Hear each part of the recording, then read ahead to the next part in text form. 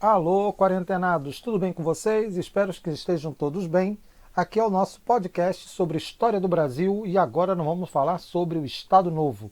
O Estado Novo que começa em 1937 e vai até 1945, ou seja, pega aí depois do período constitucional, né, marca aí a entrada do governo Vargas num regime autoritário e tem um fim, coincidentemente, com a Segunda Guerra Mundial. É um período caracterizado por muitas questões sociais, políticas e econômicas. Entre as políticas, obviamente, é esse flerte do Vargas com o nazifascismo, tanto italiano quanto alemão, a introdução de novas técnicas ou tecnologias da comunicação, principalmente o rádio, né, que vai se tornar um elemento onipresente na sociedade, ainda não tínhamos a televisão, e também um processo de industrialização, que vai ser importantíssimo não apenas para transformar o Brasil, dentro da perspectiva varguista, é claro, numa potência regional, mas também visando a aumentar a participação do Brasil em assuntos políticos, pelo menos na América do Sul. Então vamos lá, vamos nessa viagem que vocês vão gostar bastante. Então, gente, nas origens, né, nós podemos falar assim, origens do Estado Novo, nós temos alguns acontecimentos que foram marcantes. Talvez o principal deles, né, foi justamente a intentona comunista de 1935, que, embora tenha acontecido ainda durante o período constitucional, serviu de justificativa para as ações políticas que Vargas empreenderia em 1937. Então, o medo da ameaça, né, a ameaça comunista, ela foi suficiente para consolidar ou confirmar as decisões ou as intenções do governo de Vargas, né, de Vargas e seus assessores, quanto à necessidade de implementar um regime autoritário. É claro que para que isso fosse legitimado, nós tínhamos que ter alguns outros instrumentos que fossem, digamos, bastante convincentes para a população brasileira e também para os setores políticos, sempre muito desconfiados em relação às intenções do nosso bom e velho presidente Vargas. Né? Tanto é que um dos passos para tal foi o famoso Plano Cohen. Cohen é um sujeito imaginário, da mesma forma que Goldstein, do 1984, afinal de contas eu amo esse livro, né? Sempre faço referências a ele quando posso. O Cohen seria, digamos, um judeu comunista que teria redigido um plano para dominar, através de uma revolução mundial, o próprio mundo, e aí derrubar as chamadas democracias, os regimes liberais, e implementar ditaduras comunistas, e isso inspirado no modelo soviético. Acontece que o plano Cohen não foi redigido por nenhum Cohen. O Cohen, no caso, seria o Olímpio Mourão Filho, capitão, né, integralista, que redigiu esse plano e manteve ali escondido na gaveta da sua escrivaninha durante um bom tempo. O seu superior, o Góes Monteiro, um dos principais assessores de Vargas, ele vai pegar o plano Cohen, observar e falar: nossa, aqui está a justificativa que nós precisávamos para acabar com essa farsa de democracia, que afinal de contas a democracia no Brasil sempre foi um valor muito frágil, e implementar um regime autoritário. Né? Então o plano Cohen cairia como uma luva. E fizeram todo um estardalhaço, né? Encontraram os arquivos secretos e, consequentemente, acabaram por divulgar o plano e dizer que esse plano foi suficiente, ou seria suficiente para dizer: olha, o Brasil precisa de um governo forte, um governo com plenos poderes para tomar conta desse país. Certo? Então o plano Cohen foi esse instrumento. O que é interessante observar nessas origens é que o contexto ali, né, de meados da década de 30, nós tínhamos, de um lado, a chamada ameaça comunista, embora a União Soviética estivesse isolada nesse contexto, né, lá vivendo a sua própria realidade, lá com os planos do Stalin, os expurgos stalinistas, mas nós tínhamos uma outra vitrine, talvez essa até mais atraente para governantes autoritários, como, por exemplo, o próprio Vargas, que era o nazifascismo. A Alemanha de Hitler, a Itália de Mussolini, né, com governos centralizados e fortes, inspiravam regimes ao redor do planeta para que eles pudessem, de alguma maneira, alcançar um grau de crescimento econômico baseado num processo de harmonia social. Essa harmonia social, obviamente, que também foi perseguida por Vargas, seria baseada na repressão, né, na existência de instrumentos repressivos que controlariam essa população. E, obviamente, né, para que esse, tanto o flerte quanto o plano Cohen, tanto como a própria implementação do Estado Novo, só seria possível com amplo apoio das massas e das elites. As massas não seriam um problema, porque afinal de contas, né, você tem um crescimento aí do proletariado urbano, desse operariado esse que conquistara direitos, né? Eu boto esse conquistar entre aspas, porque muitas foram concessões do governo, embora o governo tenha feito isso temendo a influência comunista sobre os sindicatos e principalmente, obviamente, sobre os operários. E as elites, né, também temiam essa agitação social e queriam um governo que pudesse, de fato, colocar o proletariado, né, crescente, agitado, nos eixos. Então, é esse momento aí que nós chamamos de origem, né, os elementos que constituíram as origens desse Estado Novo. E passemos agora para o estágio seguinte. Quando falamos em Estado Novo, obviamente, temos que falar de suas características, né? Talvez aí a mais importante tenha sido a outorga de uma nova Constituição, chamada Polaca, inspirada na Constituição polonesa, que com fortes traços fascistas. Essa Constituição, que viria a substituir aquela Constituição liberal-democrática de 1934, deu plenos poderes às Vargas. Então, ela permitiu, ela possibilitou ao presidente a concentração de poder nas suas mãos. Então isso passa também pelo fechamento do Congresso, pelo controle mais estrito das instituições, um controle maior sobre a sociedade civil. Então o que o Brasil viveria a partir daquele momento, sem dúvida, é um regime autoritário. A gente não pode classificar o governo Vargas de totalitário, porque totalitarismo só se aplica a dois regimes: o stalinismo soviético e o nazismo alemão, né? Então somente esses dois regimes podem ser citados como regimes totalitários. No caso do autoritarismo, só para dar um reforço à nossa questão conceitual, é pensar que esse regime autoritário ele coloca a Constituição embaixo do braço e transforma a Constituição, no caso essa de 1937, numa extensão do seu poder. Ou seja, o governo ele concentra, ele se coloca acima das leis, ele se coloca acima da própria ideia de autoridade. Então a autoridade passa a ser um elemento privado para esse governo. E, consequentemente, já que estamos falando de um regime autoritário, estamos falando também da supressão ou, pelo menos, uma diminuição considerável dos direitos civis, né? Direitos políticos, direitos individuais, aquela coisa de liberdade de expressão, liberdade de associação, locomoção, né? Então, isso tudo passa a ser regulado pelo governo. E mais, para garantir, né, o vigor ideológico do regime, foi criado, né, o chamado Departamento de Imprensa e Propaganda, o DIP.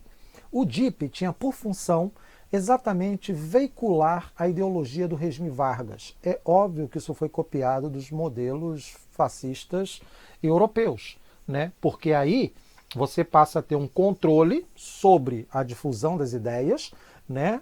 Toda a cultura, a arte, o pensamento são colocados justamente para trabalhar em favor do governo. Então isso é um aspecto fundamental justamente para quê? Para que nós possamos compreender o que se passou pelo governo Vargas ao longo desses 8 anos, né, entre 1937 e 1945. E aí nós vamos ver também agora, né, as questões econômicas e sociais que envolveram esse regime. Então, vamos lá. Como nós tínhamos colocado, as questões econômicas e sociais são fundamentais para entender o Estado Novo. Por que isso? Em termos de questões econômicas, o que ganha destaque, sem dúvida, é o processo de industrialização encampado pelo Estado brasileiro. Temos que lembrar que a burguesia brasileira não tinha capital suficiente para avançar num processo de industrialização, então é um processo muito diferente daquele ocorrido na Inglaterra, no século XVIII. né? Vai se aproximar muito do modelo prussiano do século XIX, ou seja, diante de uma burguesia enfraquecida economicamente, ou fraca economicamente, então o Estado será o responsável por garantir essa industrialização e, consequentemente, um processo de crescimento econômico. É claro que, diante disso, o governo, e aí seguindo o modelo soviético, decide quais setores da indústria serão desenvolvidos primeiro, ou que receberão os maiores recursos, os maiores incentivos para o seu desenvolvimento. No caso brasileiro especificamente, o setor de extrativista e de mineração, obviamente, né, mineração e petrolífero, e óbvio, indústria pesada, ou seja, aquela indústria responsável pela criação de outras indústrias. E aí, no caso, a siderurgia ocupa esse espaço. Nós temos 3 marcos importantes nesse contexto, que é a criação da Agência Nacional do Petróleo em 1938, né? Então isso vai ser até uma vitória pessoal do escritor Monteiro Lobato, que vai ser um dos maiores incentivadores de uma nacionalização da indústria petrolífera no Brasil, né? A criação da Companhia Vale do Rio Doce, em 1942, que vai ser responsável por explorar o subsolo brasileiro, subsolo esse tornado elemento estratégico, e um ano depois, em 1943, a criação da Companhia Siderúrgica Nacional, que vai ser exatamente um projeto norte-americano, né? Como assim, Luiz? Bom, um projeto norte-americano inicialmente, a tecnologia que seria empregada para a criação da CSN, instalada na cidade de Volta Redonda, no Rio de Janeiro, seria alemã. Mas pela deterioração, né, pelo azedamento das relações Brasil-Alemanha, em decorrência da Segunda Guerra Mundial, então o Brasil, aí também tendo uma pressãozinha dos Estados Unidos, acabou adotando o modelo, né, o projeto norte-americano.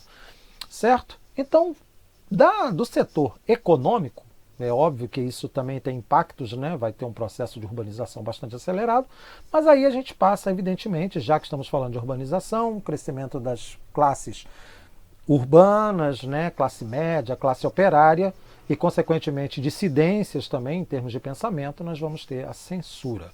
O que é a censura? Censura é controle de informação. Ou seja, se o indivíduo escreve um livro, antes desse livro ser publicado, ele tem que passar pelo crivo do censor, que vai dizer se existe nesse livro palavras inadequadas ou ideias contrárias ao regime. Caso isso exista, caso subsistam, esse livro será proibido de circular. A mesma coisa acontece com música, artigos de jornais, entre outros, né? Então isso a gente vai ver novamente na ditadura militar de 64 até 85. Um outro elemento bastante interessante vai ser o fato do Vargas colocar sob controle estrito do Estado, então isso significa a questão dos sindicatos serem controlados pelo Estado, né? Vai controlar esses trabalhadores. E por que isso? Porque mesmo que o Partido Comunista tenha sido colocado na ilegalidade após a intentona de 35, não significa que os comunistas estivessem mortos. Muito pelo contrário, estavam bem ativos. Mas acontece que o Vargas contava com o apoio dessa classe operária. Por quê? Porque, afinal de contas, né, pouco tempo antes, no início do seu governo, lá pelos 30, 31, mais exatamente 31, ele implementou direitos trabalhistas, né? E esses direitos trabalhistas foram de fundamental importância para capitalizar, né, o apoio dessas classes operárias, e elas aceitaram numa boa todo tipo de controle, até porque essa classe operária não tinha consciência exata do seu papel político, ok? E aí a gente passa para o Brasil na questão da cultura. Vocês bem sabem que uma coisa que eu gosto muito quando eu discuto política, Estado, né, história, sem dúvida é a cultura. Então, como vocês puderam ouvir logo no início, né, os acordes da Voz do Brasil, a Voz do Brasil vai ser, então, um instrumento poderosíssimo de veiculação da ideologia varguista, né? Os acordes lá da ópera Guarani, de Carlos Gomes.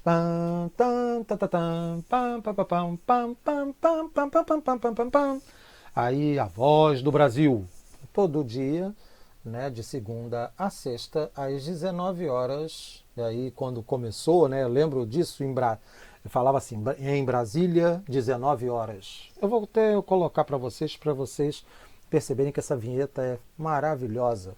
né? A Voz do Brasil era nada mais nada menos que uma cópia de instrumentos semelhantes que nós vimos, né? Ou não sei se vocês já tomaram conhecimento, tinha um programa do do Roosevelt, presidente dos Estados Unidos, chamado Conversa ao Pé da Lareira, né? Então as famílias se reuniam ao redor do rádio e ali o governo falava dos seus feitos, né? O presidente se tornava uma figura mais próxima e aí isso foi facilitado pela popularização do rádio, né? Então todo mundo via rádio, não existia televisão, poucos liam jornais. Então o rádio foi esse instrumento, até porque o rádio você coloca ele para tocar e você vai fazer outras coisas.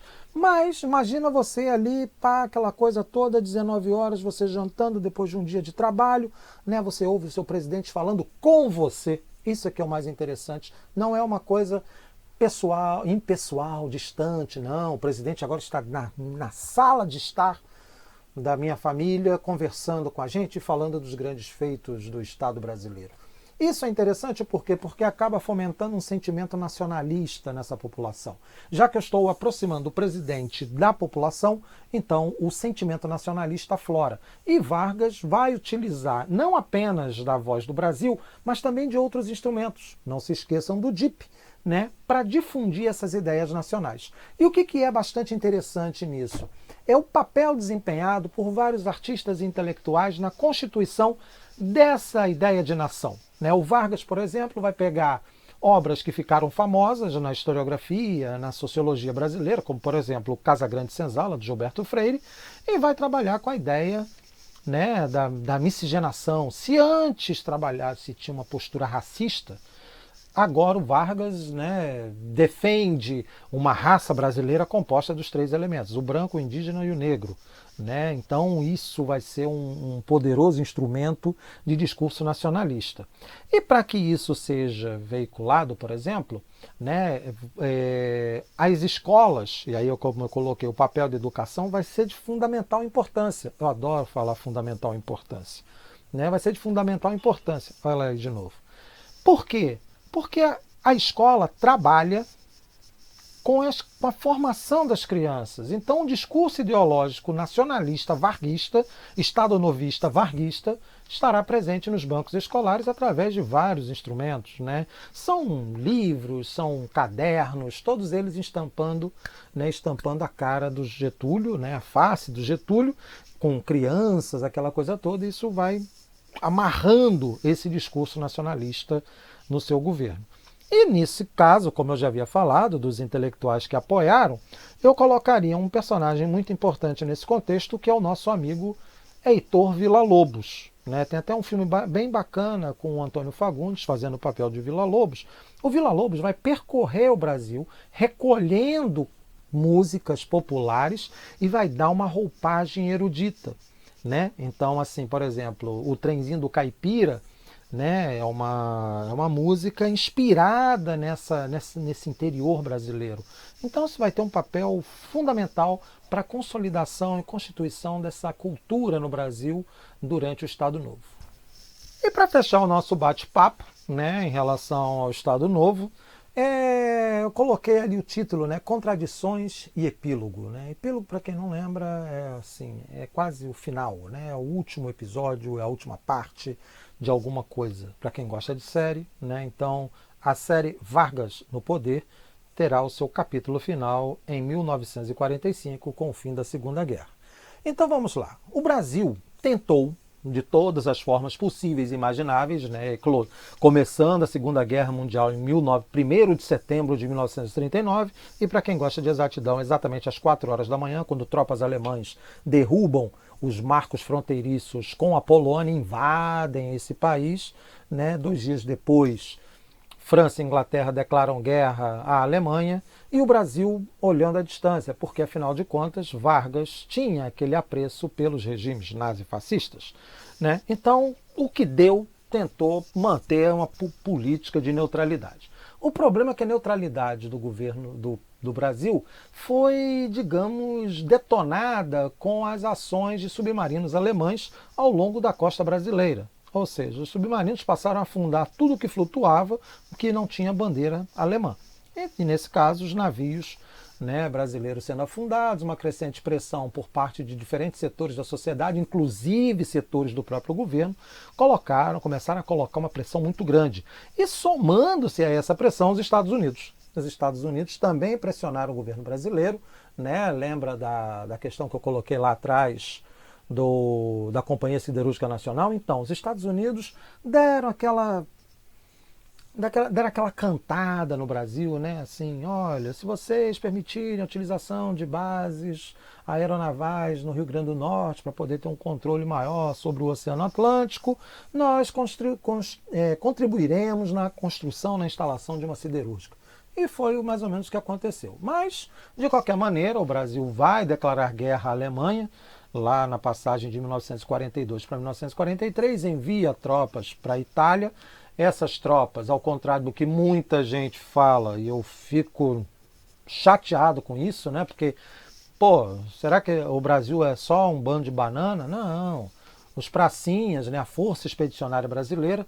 E, pô, sinceramente, um dos hinos mais lindos que eu já ouvi, que é a canção do Expedicionário. Eu vou colocar para vocês um trecho no final e depois eu coloco o link para que vocês ouçam. É muito bonito porque evoca um sentimento nacionalista, não patriótico, mas nacionalista. Depois a gente conversa sobre isso, né? Eles tiveram uma participação elogiadíssima na guerra, né? E o desfecho, vocês bem sabem, a Alemanha foi derrotada no dia 8 de maio de 1945, ou seja, acabou a guerra na Europa, as tropas brasileiras voltaram para casa e o Vargas ficou numa sinuca de bico. Por quê? Porque ele tinha um governo que flertava com esse nazifascismo e ajudou a derrotar o nazifascismo. O resultado, pressões internas, principalmente, né, dos seus principais ministros, o próprio Góes Monteiro, que teve participação na implementação do Estado Novo, o outro ministro lá, o Eurico Gaspar Dutra, né, e outros setores, eles colocaram Vargas contra a parede, o Vargas, não vou sair, e aí acabou que o golpe palaciano derrubou Vargas, né, em 1945, mesmo com o movimento queremista, ou seja, queremos Vargas, mas Vargas não resistiu e caiu. E aí, meus queridos, é o nosso final do podcast sobre o Estado Novo. Aguardem os próximos, espero que vocês tenham gostado desse.